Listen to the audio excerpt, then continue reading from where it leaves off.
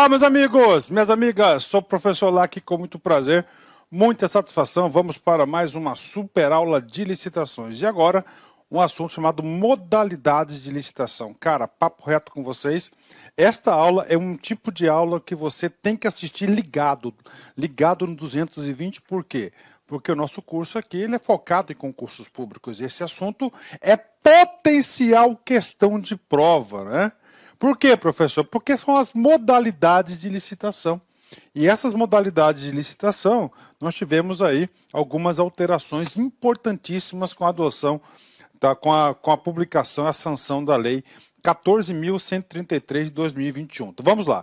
Então as modalidades da licitação, previstas nos artigos 28 ao 32 da lei, né? Uma aula curta relativamente essa, né?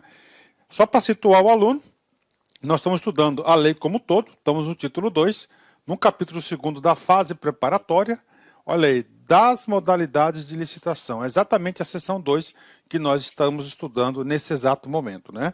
Quando a gente fala modalidades, eu tenho que fazer uma ajuda à memória para vocês, muito importante, né? Professor, como é que era antes? Antes, na lei de licitações, nós tínhamos, né, a concorrência, tomada de preços, convite, concurso, leilão, o pregão, e então tínhamos também o RDC, que é o regime diferenciado de contratação. Com a publicação da lei 14.133, né, nós não temos mais, vou pegar aqui um canetão vermelho, né, nós não temos mais tomada de preço, tá certo? E nem é a fase de convite, né? Tá? Aí esse canetão aqui, eu vou jogar fora essa porcaria aqui, porque ele já está com uma ponta já desgastada, né? Então aqui, esses dois itens aqui não existem mais, né? Por quê, professor? Porque antes, né, era assim, né? Era um determinado preço, né? Vamos supor lá 80 mil, ok? Aí ia para cá e acima disso era por preço, né? Era por camadas, né? Era por camadas, né? Então aí isso aí não existe mais, né? Concorrência manteve, concurso manteve, leilão manteve, né?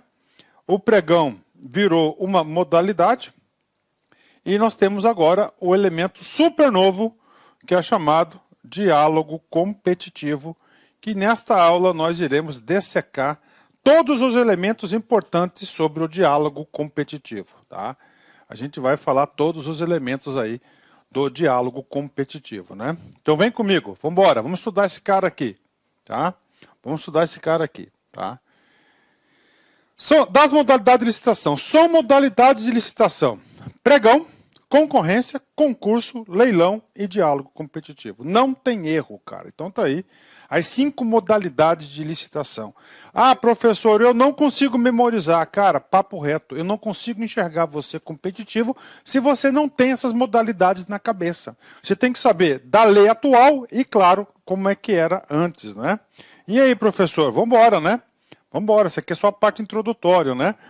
Como esse estudo nosso, ele é integrativo, né? Cada aula é um assunto, a gente volta lá, explica um assunto para complementar o conceito que eu quero explicar na aula, a gente adianta um pouco, cara, para chegar no final do curso, cara, você vai estar super top, top mesmo, né?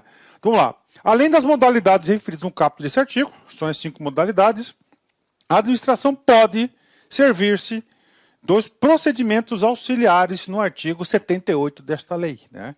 Novidade, né? Então ele trouxe procedimentos auxiliares, né? E aí, professor, procedimentos auxiliares, nós teremos uma aula sobre isso, né? Isso será lá no artigo 78, nós estamos no artigo 28. Professor, dá uma deixa para nós, vamos lá no 78, vamos lá. São procedimentos auxiliares das licitações e das contratações regidas por esta lei. Primeiro, credenciamento. Segundo, pré-qualificação. Terceiro, procedimento de manifestação de interesse. Sistema de registro de preço e registro cadastral. Então, esses são aí os 5 procedimentos auxiliares que a administração pode servir-se, né? Desses itens aí, eu entendo aí que o credenciamento e o sistema de registro de preço serão aí muito utilizados, né? Parágrafo 2º, é vedada a criação de outras modalidades de licitação ou ainda a combinação daquelas referidas no caput desse artigo, né? Proibição essa também que já tinha na lei anterior. Ou seja, você tem que utilizar uma dessas 5 categorias, ok? Professor, qual que eu devo utilizar? Qual que eu devo utilizar? Agora, Cada artigo, a gente vai explicar cada uma delas, né? Primeiro artigo, artigo 29. O artigo 29 é um artigo importantíssimo, né, que ele vai dar a regra geral que deve ser utilizada, né? Então, artigo 29, a gente fala, ó, a concorrência e o pregão, tá? Segue o rito procedimental comum que se refere ao artigo 17 da lei, tá? Ou seja, o que traz o artigo 17? O artigo 17 nós já estudamos, né? O artigo 17 diz o quê? Quais são os procedimentos licitatórios? Ah, professor, eu já esqueci, né? Você já esqueceu o 17? Então vem comigo aqui, vou explicar para vocês aqui. Calma, né? Cara, o artigo 29 tem que explicar em duas partes, né? Então o que ele está falando primeiro? Que a concorrência e o pregão vai ter o seguinte rito. Primeiro, sequência, fase preparatória. Segundo, divulgação do edital de licitação. Terceiro, apresentação de propostas e lances, quando for o caso. Julgamento, habilitação, recurso e homologação, né? O mais importante aqui dessa fase é saber que a fase de habilitação é logo depois do julgamento. A gente vai explicar esse cara. Então é o seguinte, então a concorrência e o pregão vai ter esse seguinte procedimento comum. Beleza, né? Aí vem o seguinte, vamos lá. Vem o seguinte, né? Adotando-se o pregão, sempre que o objeto possui padrões de desempenho e qualidade que possam ser objetivamente definidos pelo edital, por meio de especificações usuais de mercado. Então, o que ele fala? A parte final do artigo 29. Ele fala o seguinte, né? Então, primeiro, ele fala, olha, a concorrência e o pregão terão o seguinte procedimento comum do artigo 17, beleza, né? Fase preparatória, divulgação do edital, apresentação das propostas, julgamento, habilitação, recursos e homologação. Beleza, isso aí é a fase normal. Mas aí ele fala o seguinte, o pregão terá prioridade. Inclusive o seguinte, eu sempre digo isso, que a lei de licitação está trazendo uma governança corporativa para a administração pública para a área meio. Tá? Então o pregão é a mais transparente, na minha opinião, de todas é mais ágil, mais eficiente, então terá prioridade. Ó. Então o legislador deseja que a forma de licitação mais utilizada seja o pregão. Então está aí para você. Mas como que eu devo usar o pregão, professor? Então eu devo utilizar o pregão, né, quando tiverem aí especificações comuns, especificações usuais de mercado, e o pregão quando não vai comprometer o desempenho nem a qualidade aí da licitação. Então deve-se utilizar o pregão e assim é feito, né? Bacana, então vamos lá. Parágrafo único, eu vou falar sobre o pregão ainda, né? Professor, o que é importante? É importante você saber, vamos lá, fazendo aqui uma ajuda à memória para vocês, que a concorrência e o pregão, rito comum do artigo 17, beleza. Que o pregão tem o quê? Tem prioridade. E a administração pública prioriza o pregão. Tá? Prioriza o pregão, né? Beleza, fechou. O que mais, professor? Você tem que saber também aonde não se aplica o pregão. Em dois momentos específicos, né? Vamos lá. As contratações de serviços técnicos especializados de natureza predominantemente intelectual. Então, esse tipo de contratação, serviços técnicos especializados de natureza predominantemente intelectual, tem que saber, não será utilizada o pregão. Beleza, né? Professor, o que mais? Aí ele vem explicando aqui.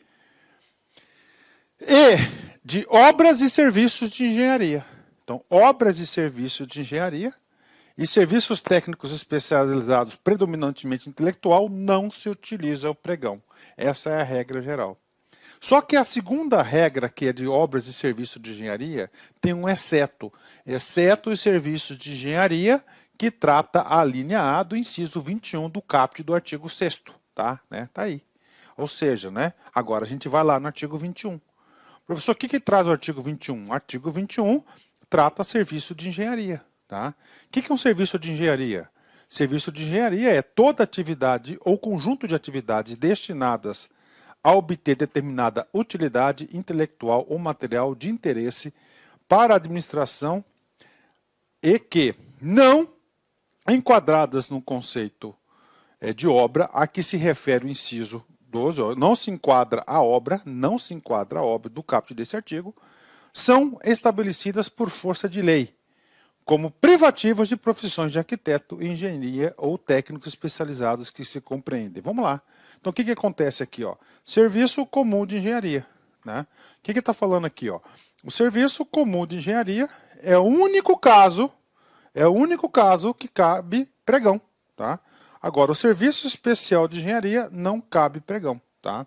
Não cabe pregão, no caso aí ele vai se aplicar aí em regra o quê? A concorrência, né? Vai se aplicar em regra a concorrência. Professor, o que é um serviço comum de engenharia? Todo serviço de engenharia que tem por objeto ações objetivamente padronizáveis em termos de desempenho e qualidade de manutenção e adequação e adaptação de bens móveis e imóveis, como preservação das características originais dos bens. Né? Então, isso aqui vai ser utilizado o quê? Engenharia. Serviço comum de engenharia, vamos utilizar o quê? Vai utilizar o pregão. Isso aqui é a única exceção onde envolve obras e serviços de engenharia. Então, obras e serviços de engenharia não se aplica o pregão, né? Já era assim, né? Agora, vamos lá. Serviço especial de engenharia. Esse caso vai ser o quê? Concorrência. Aquele que, por sua falta de heterogeneidade ou complexidade, não pode se enquadrar na definição constante na linha A desse inciso, porque ela é complexa, não é comum, ela é especial. Bacana? Então, aí o pregão, né? Agora, vamos lá, artigo 30, vai falar do concurso, tá? Do concurso, né? Tem vários concursos aí que a administração pública promove, né? Tem vários concursos aí, né? Concursos intelectuais, concurso de desempenho, não é isso? Então vamos lá, concurso, né? Observará as regras e condições previstas em edital, que indicará, tá? A qualificação exigida dos participantes para o cara concorrer ao concurso, as diretrizes e formas de apresentação do trabalho, as condições de realização e o prêmio ou remuneração a ser concedida ao vencedor, né? Um concurso que eu achei muito significativo que teve, né? É que a Casa da Moeda ia lançar moedas metálicas, né? Uma edição limitada para... Lançou, inclusive, né? Uma edição limitada que foi para as Olimpíadas. Ele fez uma edição limitada, né? Limitada aí das Olimpíadas. E aí, o que aconteceu? Aconteceu o seguinte, que ele fez um concurso para ver quem quer fazer a artezinha mais bonita. Aí, ó, é concurso. Tá? Então, é uma modalidade de concurso. Bacana? Então, tem aqui, né? Concurso é só isso, parágrafo único, né? Nos concursos destinados à elaboração de projeto, o vencedor deverá ceder à administração pública, nos termos do artigo 93 desta lei, todos os direitos patrimoniais relativos ao projeto e autorizar a sua execução conforme o juízo de conveniência e oportunidade das autoridades competentes. É o caso que eu falei para vocês. É um dos exemplos que eu disse para vocês, né? O cara fez o quê? Ele fez a Casa da Moeda fez um concurso para uma edição limitada. Pronto. Pagou o prêmio, quem venceu, com os critérios objetivos, quem ia vencer. E aí? Aí tem que autorizar a administração pública todos os direitos patrimoniais sobre aquela obra, né? Professor, o que diz o artigo 93? Vamos lá no artigo 93, ó. Nas contratações de projetos ou serviços técnicos especializados, inclusive daqueles que compreendem o desenvolvimento de programas e aplicações de internet para computadores, máquinas e equipamentos disponíveis de tratamento de comunicação e da informação, software, e a respectiva documentação técnica associada, o autor deverá ceder todos os direitos patrimoniais a eles relativos à administração pública, hipótese que poderão ser livremente utilizados e alterados por ela em outras ocasiões, sem a necessidade de nova autorização do seu autor, né? Então, exatamente isso. Então, quando tem um concurso, né, eles têm que abrir mão aí desses direitos patrimoniais, é por isso que tem uma retribuição, o pagamento de um prêmio, né, uma remuneração prevista no concurso, né? Então nós falamos aqui de concorrência, nós falamos de pregão, de concurso, agora a gente vai falar de leilão, né? E aí, professor, leilão significa a venda, né, a alienação dos seus bens, né? Professor, leilão muito comum, sucata do Detran, né? Então o Detran aí faz aí as suas blitz, né, e começa lá a recolher, né, os carros no pátio e as pessoas não retiram, não regularizam seus carros. E aí? Vira sucata, né? Aí aquilo ali vira o quê? Um leilão. Faz um leilão público, né? Então o leilão é regulado pelo artigo 31. Vamos lá. O leilão poderá ser cometido... Leilão é diferente de pregão, tá? Ó, o leilão poderá ser cometido a leiloeiro oficial ou a servidor designado pela autoridade competente da administração e regulamento deverá dispor sobre os seus procedimentos operacionais, né? Então aí, né, leilão. Professor, quem que pode realizar um leilão? Quem pode realizar um leilão? Um leiloeiro oficial. Quem que é o leiloeiro oficial? O leiloeiro oficial é aquele devidamente registrado na junta comercial.